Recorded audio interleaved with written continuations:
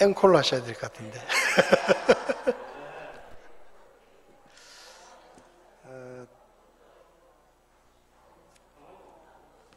축복이 되시죠? 우리 윤명철 집사님 부부가 특송을 하실 수 있으면 그 밑으로는 다 할 수 있습니다.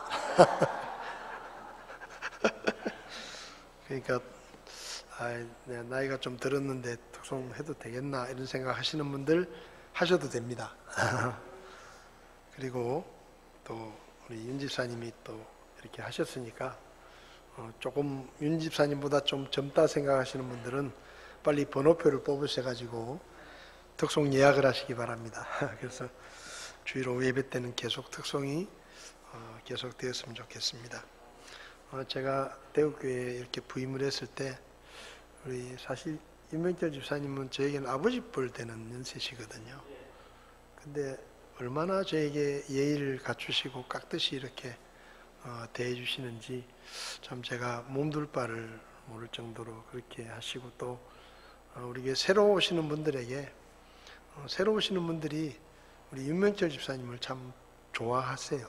왜냐하면 그 연세 드신 분이 따뜻하게 맞아주시고 인사해 주시고 또 이렇게 안내도 해주시고 이러시니까 그게 참 마음에 큰 복이 됐다라고 말씀하신 분들이 여러 분 있습니다. 그래서 참 건강하시게 주님 나라 가실 때까지 건강하게 또 기쁨으로 함께 오래 주님을 섬겼으면 좋겠습니다. 기도해 주시기 바랍니다. 오늘 하나님의 말씀은 창세기 5장에 있는 말씀 같이 보시겠습니다. 창세기 5장 1절에서 11절까지 말씀을 우리 성경을 찾으셔서 창세기 5장 1절에서 11절까지 말씀을 우리 한 절씩 교독하겠습니다. 제가 먼저 읽겠습니다. 이것은 아담의 세대들에 대한 책이라. 하나님께서 사람을 창조하신 날에 하나님의 모양대로 그를 만드시되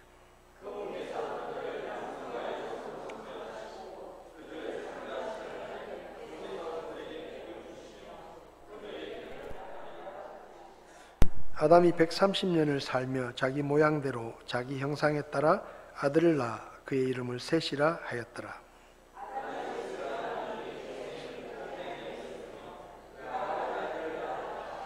아담이 산 전 생에는 930년이었으며 그가 죽으니라.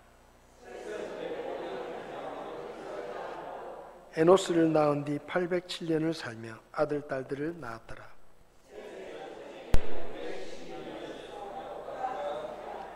에노스는 90년을 살며 게난을 낳았고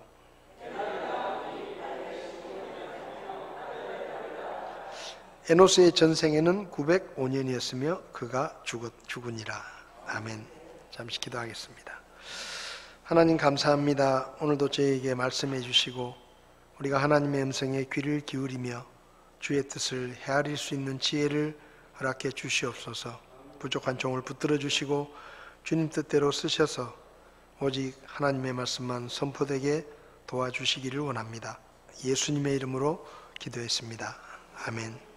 자리에 앉으시겠습니다. 이제 창세기 4장 25절부터는 이제 노아 때 홍수에 관한 내용들이 이제 기록이 되기 시작합니다. 그래서 노아 홍수의 기록의 앞부분이 이제 아담의 족보입니다. 창세기 4장 25절부터 보면 아담이 다시 자기 아내를 알매 그녀가 아들을 낳아 그의 이름을 셋이라 하였으니 이는 그녀가 이르기를 가인이 죽인 아벨 대신 하나님께서 내게 다른 씨를 정해 주셨다 하였기 때문이더라. 그러니까 아담과 하와가 가인과 아벨을 낳고 가인은 불신앙의 상징이고 아벨은 믿음의 상징적인 인물인데 불신앙의 사람이 믿음의 상징적인 아벨을 죽였어요. 그러니까 쉽게 말하면 예수님께서 태어나셔야 되는데 예수님은 믿음의 계보를 통해서 태어나시는데 가인이 아벨을 죽였다는 이야기는 메시아가 태어날 수 있는 것을 그 대를 끊어버린 것입니다.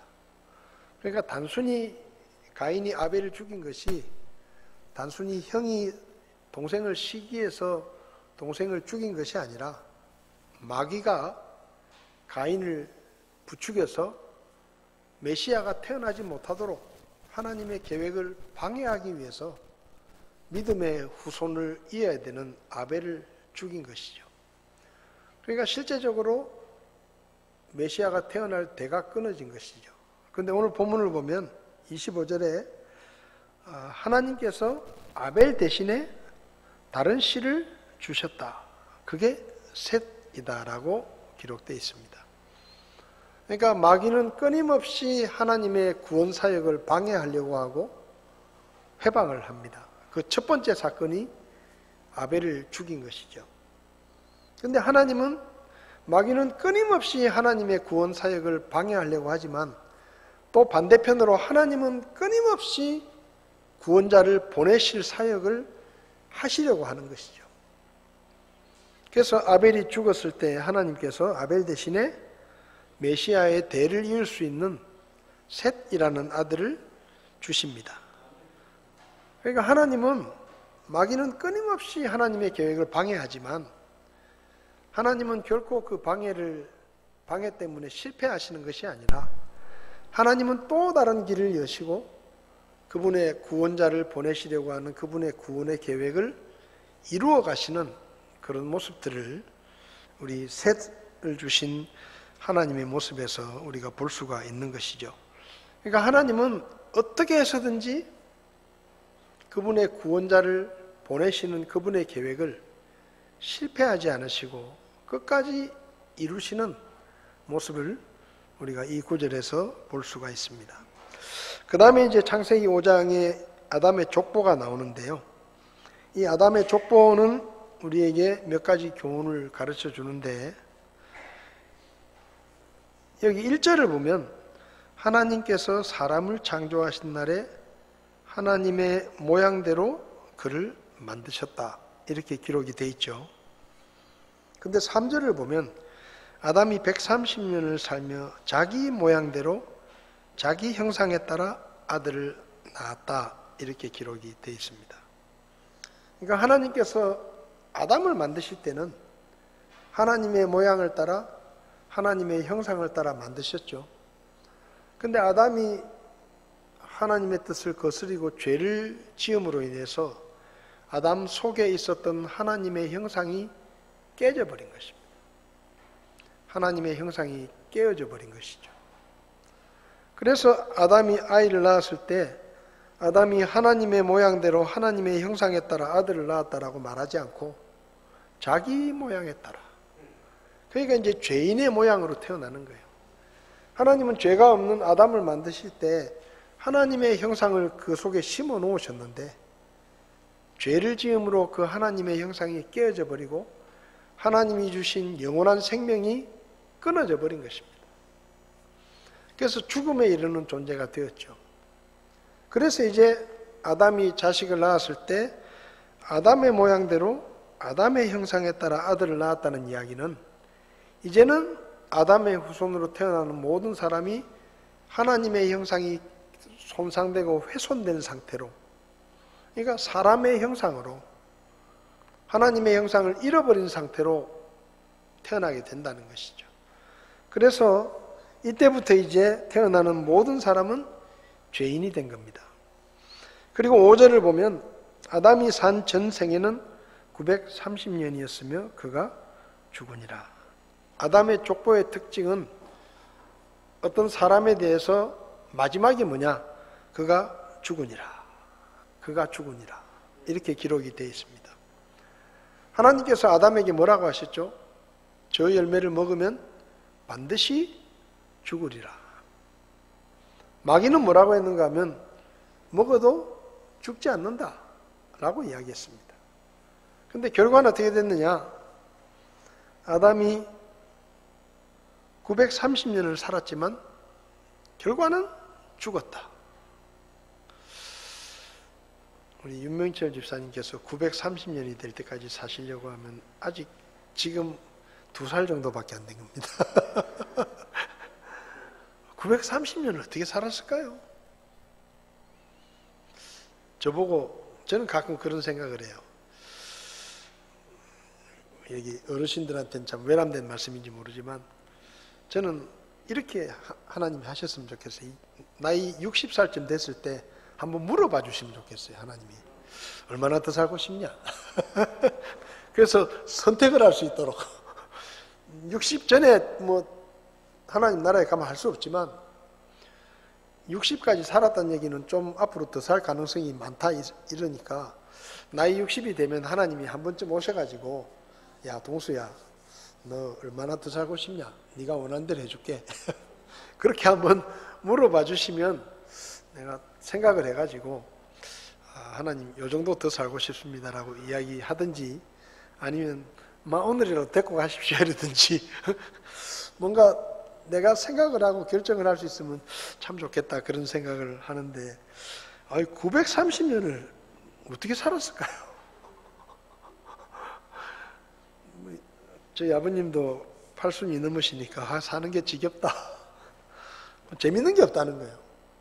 맛있는 음식도 없고 재밌는 것도 없고 가고 싶은 데도 없고 하고 싶은 것도 별로 없고 뭐 그렇게 얘기하시더라고요. 어쨌든 930년을 살았지만 중요한 것은 뭔가 하면 죽었다는 겁니다. 마귀의 말대로 된 것이 아니라 하나님의 말씀대로 됐다는 거예요. 여러분 이 세상 모든 역사는 사람의 생각대로 되는 게 아니라 하나님의 말씀대로 됩니다.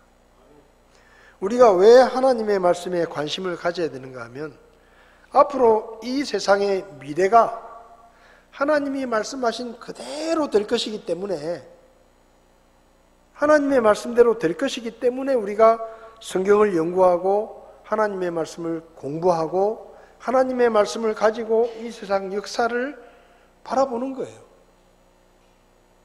왜냐하면 마귀는 아담에게 먹어도 죽지 않는다라고 아담과 하와에게 말했지만 결과는 어떻게 됐는가 하면 하나님의 말씀대로 됐습니다. 그가 죽었다. 8절을 보면 셋의 전생에는 912년이었지만 역시 그도 죽었다. 다 죽었습니다. 아담의 족보의 특징이 뭔가 하면 다 죽었어요. 그가 죽으니라. 그가 죽으니라. 사람이 죽을 때마다 하나님의 말씀대로 되는구나. 세상은 하나님의 말씀대로 되는구나. 여러분 이스라엘 백성들이 이집트에서 나와가지고 하나님의 계획은 그들을 가나안 땅에 데리고 들어가서 가나안 땅을 그들에게 주는 것이었습니다. 근데 12명의 정탐꾼이 가나안 땅을 정탐하고 돌아와서 보고를 했을 때 10명은 뭐라고 말했는가 하면 우리는 저 땅에 들어가면 안 된다. 저 땅에는 우리보다 훨씬 강한 민족이 살고 있기 때문에 거기 들어갔다가는 우리는 뼈도 못 추리고 다 죽는다. 그렇게 말했어요. 그러니까 백성들이 막 울고불고 난리가 난 거예요. 그때 여호수아와 갈렙이 옷을 찢으면서 아니다. 우리가 저 땅을 정복하는 것은 우리 힘으로 하는 것이 아니라 우리 하나님께서 우리 조상 아브라함에게 주신 그 땅을 우리에게 주신다고 약속하셨기 때문에 우리보다 거인들이 살고 있지만 우리가 믿음으로 들어가기만 하면 그 땅은 우리께 된다. 그러니까 밥 먹으러 가자 이렇게 말하잖아요. 저들은 우리의 밥이다. 밥 먹으러 가자. 여러분 밥 먹으러 가는 게 어렵습니까? 밥 먹으러 가는 게 어렵습니까? 밥 먹으러 가자. 왜? 하나님이 다 차려놓으신 밥상이다 이 말이에요. 그거는 밥상은 하나님이 차리시는 거고 우리는 가서 먹기만 하면 된다는 거예요.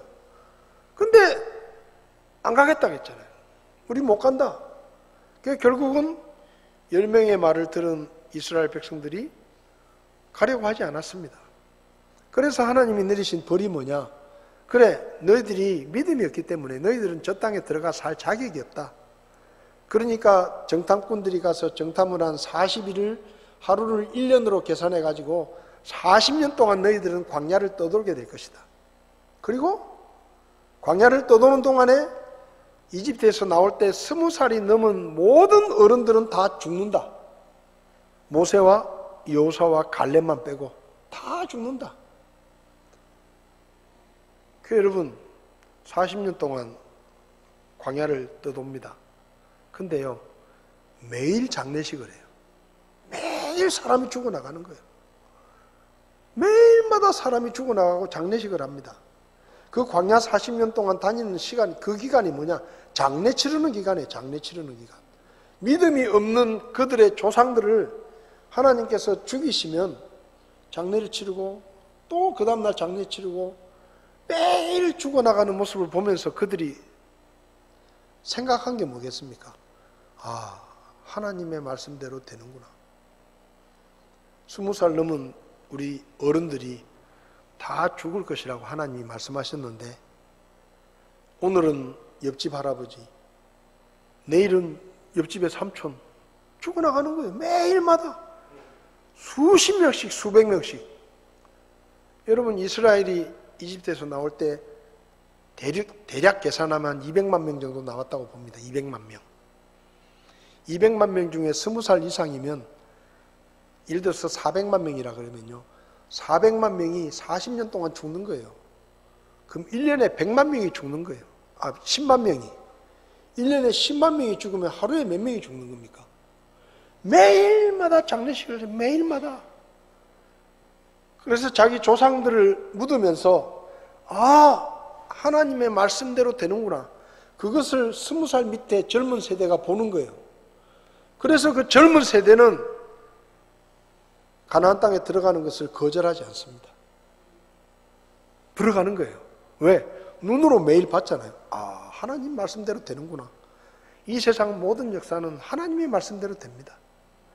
아담이 930년을 살았지만 죽었어요. 왜? 하나님이 그렇게 정해놓으셨기 때문에. 한 번 죽는 것은 사람에게 정하신 것이라 그랬습니다. 누가 정해요? 하나님이 정하신 거예요. 하나님이 정하시면 꼼짝없는 거예요. 아무도 그것을 벗어날 수 없습니다. 그래서 아담의 조건은 죽으니라. 그가 죽으니라. 그가 죽으니라.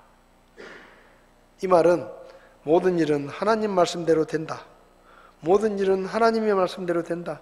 모든 일은 하나님의 말씀대로 된다. 이걸 반복하는 거예요. 계속 반복하는 겁니다.